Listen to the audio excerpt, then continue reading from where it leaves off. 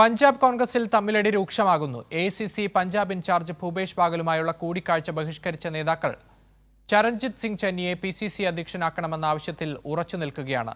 നിയമസഭാ തെരഞ്ഞെടുപ്പ് അടുത്തിരിക്കെ പാർട്ടിയിലെ പിളർപ്പ് ഹൈക്കമാൻഡിന് വലിയ തലവേദനയാണ്. പഞ്ചാബ് കോൺഗ്രസിലെ പ്രശ്നപരിഹാരത്തിന് ഹൈക്കമാൻഡ് നടത്തിയ നീക്കങ്ങളൊക്കെ തന്നെ പരാജയപ്പെട്ടു.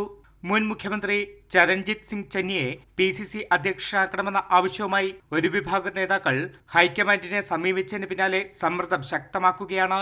പ്രശ്നപരിഹാരത്തിനായി ഇടപെട്ട കോൺഗ്രസ് ഹൈക്കമാൻഡ് മുൻ മുഖ്യമന്ത്രി ചന്നിയെ തെരഞ്ഞെടുപ്പ് പ്രചരണ സമിതി തലവനായി നിശ്ചയിച്ചിരുന്നു.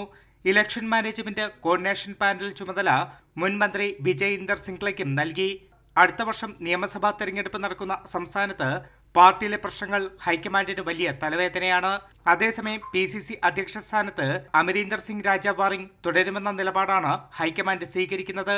ഈ സാഹചര്യത്തിലാണ് ചന്നി വിഭാഗം നിലപാട് കടുപ്പിക്കുന്നത്.